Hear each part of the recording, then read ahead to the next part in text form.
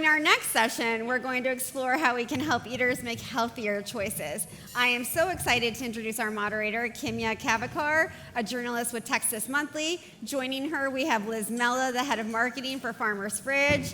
Next is Sarela Herrada, the co-founder of SIMPLi. We also have Erin Flynn, the co-founder of Green Gate Farms, and Robert Nathan Allen, who's the founder of Little Herds. Big round of applause for them, please. Thank you.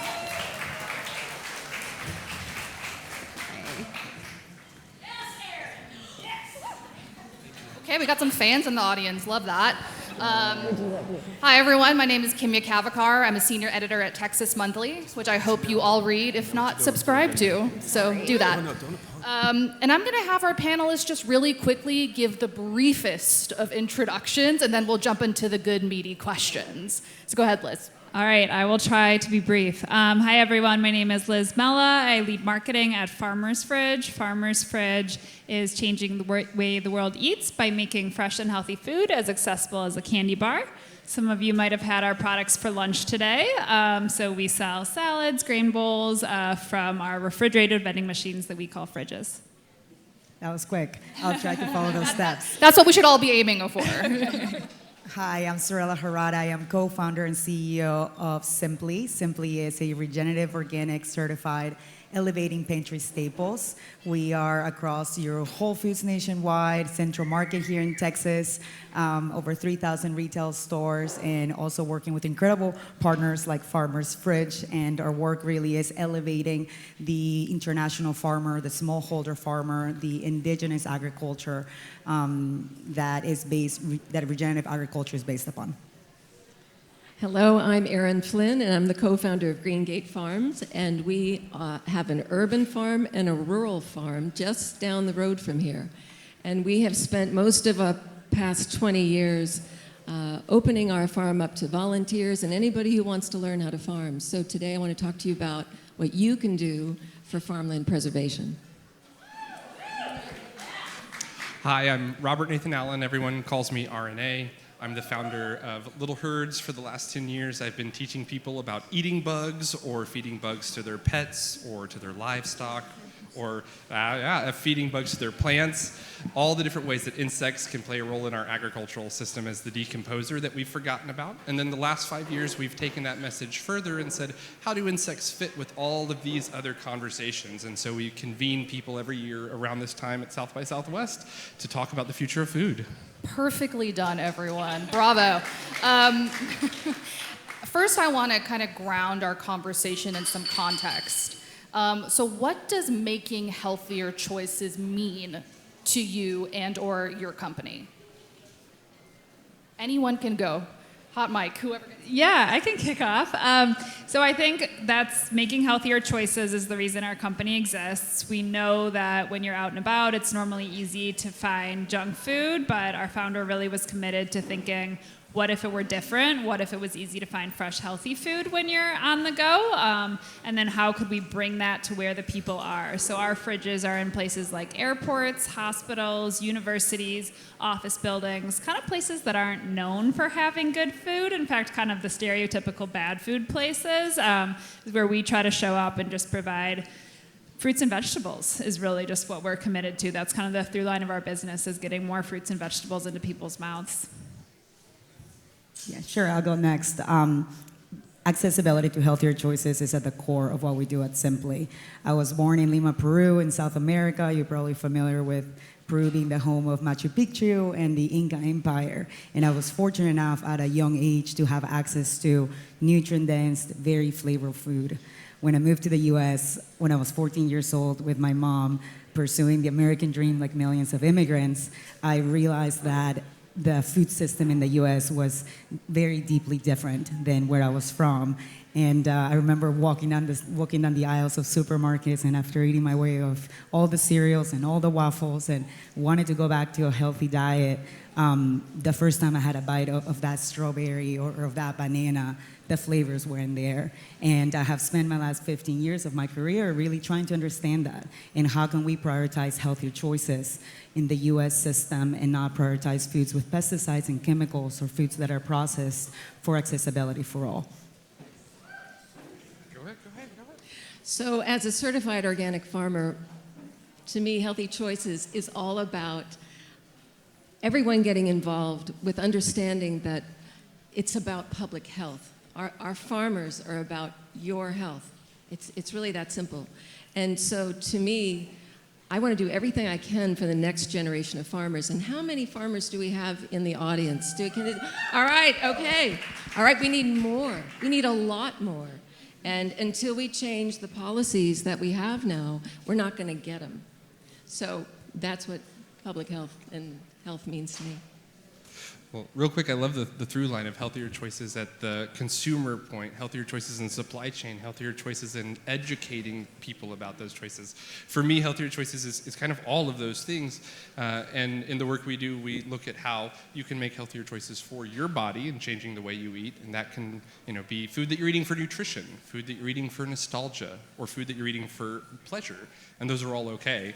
And then when you know where your food comes from, when you know how it gets to you, you can make healthier choices for your community. You can make healthier choices for the animals and for the planet through your purchasing decisions. So that's a big component for us. Right.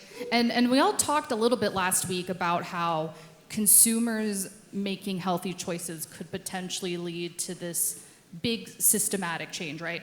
And that kind of turns on my cynical journalist brain a little bit.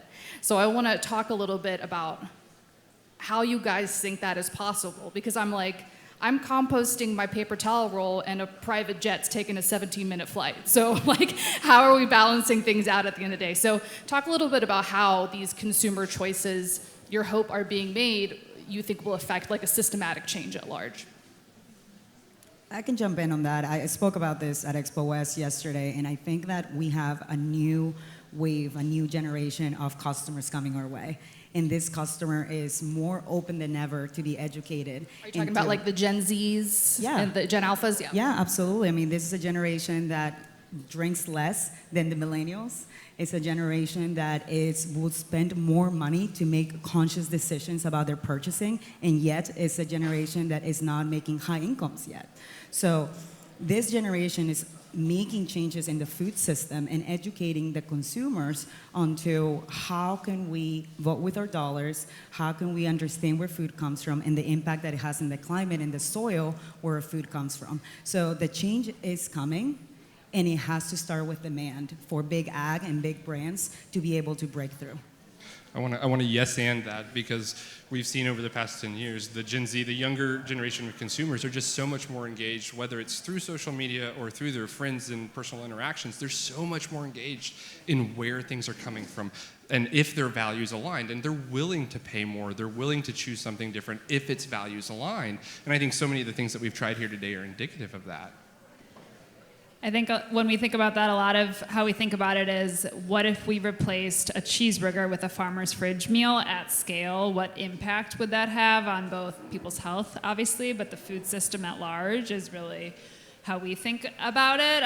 Just the CO2 impact and just the entire supply chain. We are really proud to work with suppliers like SIMPLi that we know and trust and that we kind of understand their stories. We have a sourcing team that's able to really thoughtfully source everything that we do. We try to use a lot less animal protein in our products for that reason. We do offer a wide variety of foods to all consumer preferences, but just by having fruits and vegetables at the center of all of our meals rather than, the typical American plate is kind of how we're combating that. And then just, again, putting those meals in places where you typically don't have those options is, we think, as we scale, going to just have massive impact. I'm glad to hear that the youth is coming to save us. Thank you, youths. Now that we've talked about systematic change, I kind of also want to talk about how you think these healthy choices will be impacting individuals' healths.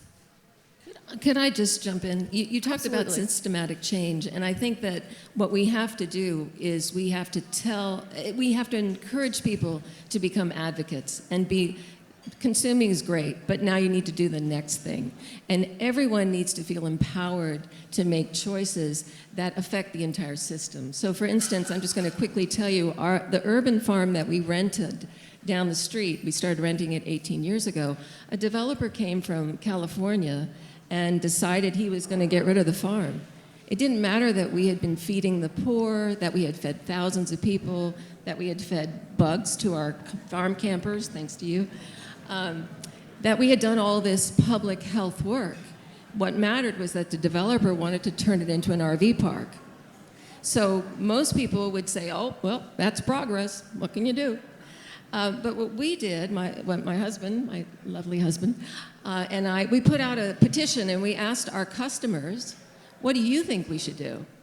And 3,000 people signed a petition in 2 weeks, and they said, keep the farm. So we started a fight to keep that farm, but we didn't have a law on our side. There wasn't one thing protecting working farms. And so when we talk about how we're going to save things, we have to have systematic change where people feel empowered to fight, because we did fight. And as a result, our farm is still there, definitely smaller, but it's still there. And what we suggested to the developer is that he create an agri-hood of tiny homes. How many of you have heard of an agri-hood? Just a few. Okay, so essentially it's combining our problems with housing and food. By putting those two things together, people have access to nature, they have access to food, they have access to sustainable living. So when we talk about systemic change, I think that we need to think of ourselves as advocates. All of us are not just consumers buying these lovely products, but we have to take that next step. That's incredibly inspiring. Yeah, it starts all with your local community, right? Yeah, local community first, globe next. So yeah, let's go back to talking about how you think the individual's health will change when the consumers are making these choices to purchase your brands and similar brands. Well, one of the things that Chef Michelle said earlier really resonated, I think, with this, and he talked about how it has to be delicious. Going back to how do we help people make healthier choices? People can say they're going to make choices for the climate. They can say they're going to make choices for their health. And at the end of the day, most people make choices based on how it tastes and how much it costs. And so those have to be taken care of first. And that's what so many of these companies are doing. But then to your point, right, the follow-up that he said was that then you have to go vote. Then you have to go talk to your representatives. You have to talk to your city council member, your county representatives, because they're the ones who will get things done. Well, and also people don't realize that all the food advocates, you need to start being involved with land planning. You can't assume that the farms are protected, because they're not. Working farms are not protected. And in fact, in Texas, did you know that farmers have no right to water? We have no right to water. There's a rule on the books, the 1904 rule of capture, and what that says is whoever has the deepest straw gets the water. Now, we have all these lovely food products coming online. That's great, but it's on a really shaky foundation if farmers in Texas don't have access to water. If we don't have guaranteed access to water and we don't have guaranteed access to soil, it's not going to come to much. Yeah, I think I would piggyback on what Arne was saying about how it has to be delicious. That's something that we think about so much. We've kind of over the years been trying to fit ourselves into these really strict categories to get grant money or something like that, where you have to be this percentage of saturated fat and this percentage of sodium, and then we're like, oh, our products just don't always fit these guardrails, because we care more about people eating them than about them fitting in a perfect nutritional fact panel. And so that's just a lot of the internal conversations, is how strict do we want to be on the health front versus how much do we want people to be excited to eat a farmer's fridge salad, and then have that scale as naturally be able to impact the food system more broadly. And so I think it's just a good point. It's kind of like, okay, yeah, you can solve and make your absolute perfect product, but if 20 people are eating it, who really cares? We're making tens of thousands of meals a day and shipping them across the country, so we're very proud of that. But there's always kind of the constant back and forth of like, well, should we be 100% vegan? Well, people like cheese, so it's kind of those conversations. Yeah, for us, we have 15 products across 5 categories, and our product development really is led by the land. So we play in your most sleepy categories that people thought on the supermarket there was no alignment to a brand or to flavor. So we sell your quinoa, your amaranth, your black beans, your red kidney beans, lupini beans, gigantes, and so on, oils, beans, spices, and superfoods. And guess what? if they're grown the right way, there is a tasting difference. They are more flavorful. They are more buttery. They are rich in nutrient density. And we are the #1 branded bean brand in Whole Foods because of how this food is being grown. And if we're able to respect the land and the soil and have that connection to regenerative organic agriculture, nutrient density is deeply tied to that. And obviously, I think with your products, sometimes there's like a self-selecting crowd, right? People who already eat this way, naturally tend towards this, are already educated, right? Do you think about, or how do you think about getting your product in front of people who might never step foot into Whole Foods? So I'll start because most people are hesitant about eating insects. And so having other ways to engage someone, say, that's cool, that's totally normal. Like, we live in America, we're all told don't eat bugs.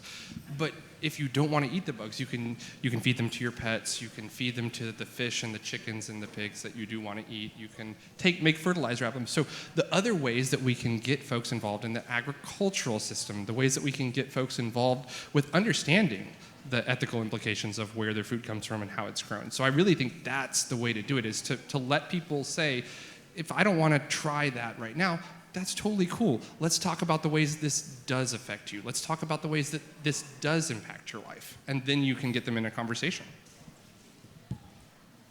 I'm not going to talk about products, but I do think that when people have more access to farmland, then they're more willing to try things, eat bugs or whatever.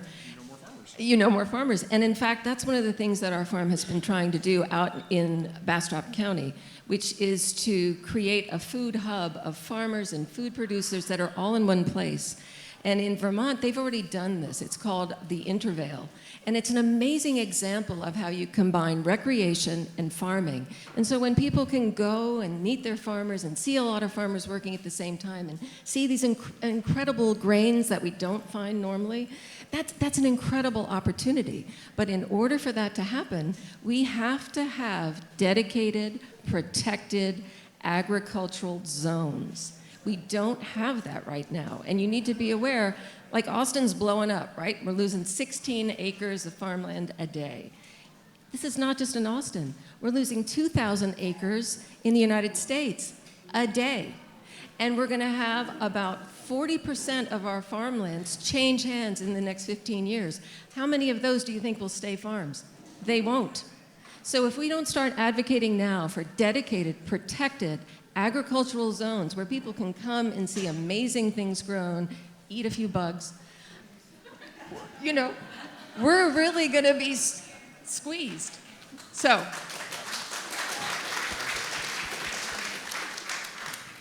Yeah, and I think there's also bringing awareness to how these farms work, right? And when you create an ecosystem, it's not just one crop or one food item. It really is the animals in the farm that are producing, but it's also the other crops that could also be cash crops to the farmer. So it's bringing awareness to understand that it's not okay for your food not to be diverse and for your diet not to be diverse, and you should be able to support that. And I think that education and that link is if you understand how farmers work, right? Yeah, and I think we definitely try to bring a ton of awareness to the suppliers that we use and the thoughtful ingredients, but really getting consumers to try salad out of a vending machine is, you know, the crux of my Achilles heel, or whatever you would say, because it's just not an inherent concept that people trust. It sounds, you know, you're hesitant to try it. Why would you? It's brand new. There's so many other more familiar options. So a lot of what I think about is breaking down that barrier to trial. How do I create trust with the consumer? We know that once people try our food, they're very likely to try it again. We have about 50% repeat rate, which is incredible, but getting someone to stop and actually swipe their credit card at that high-tech looking vending machine that they walk by rather than go to a more familiar source is really what we're always trying to do. And so we do that by kind of humanizing the fridge, making it very easy to use. We also offer your first meal free, which, you know, as a marketer is just kind of like a classic strategy, but it really works because then people can get the food, they can see the quality of the ingredients that we use and how big the portions are, and just feel confident in that. I think also pricing is something we try to be super competitive on, and that is really a very fine line to walk, to use ingredients that you're proud of while maintain pricing that makes your product affordable. But accessibility is, I would say, kind of like our key pillar above all else, is that we want people to be able to afford to nourish themselves with healthy food. And so we definitely go towards accessibility more than prioritizing perhaps that everything is like as organic as possible. We want to just have people be able to, like, from all economic classes, feed themselves.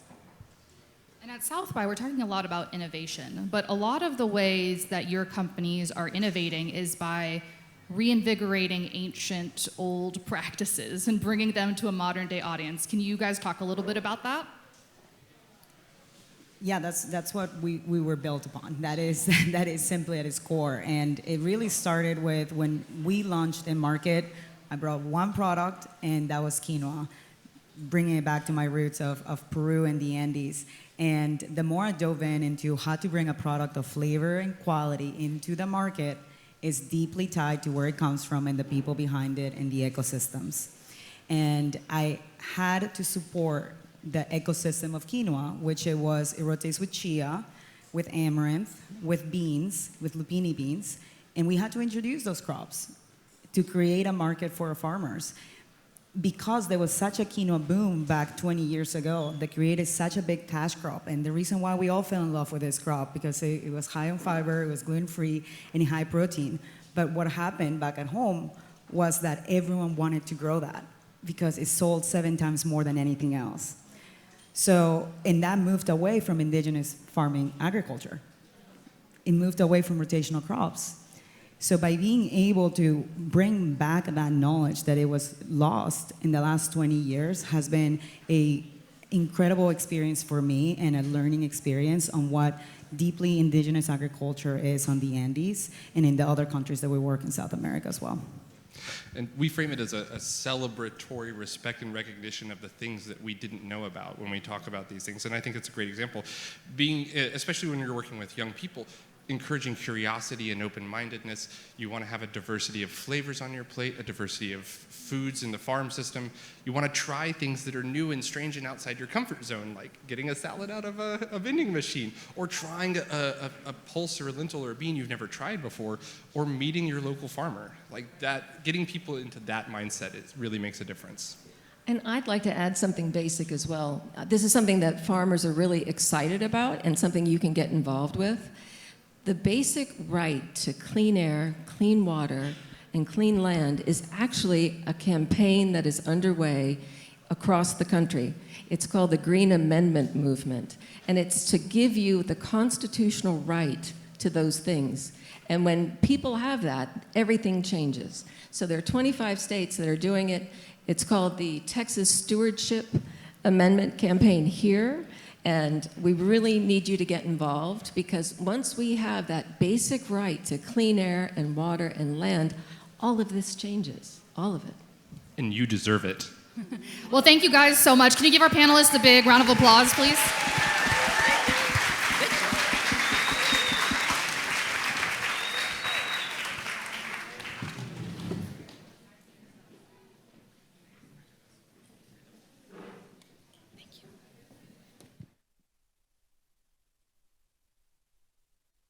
Bigger round of applause. I don't know why I keep having to repeat myself. They were great. They were awesome. So we have another really wonderful conversation coming up, but before I do that, I have 2 announcements.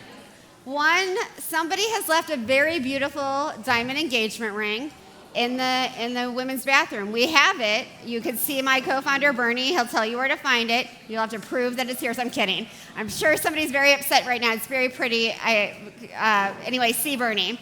The second is, there's a bunch of people drinking wine. I'm so jealous. I just can't even tell you. Let's give a shout out to the people serving wine in the back.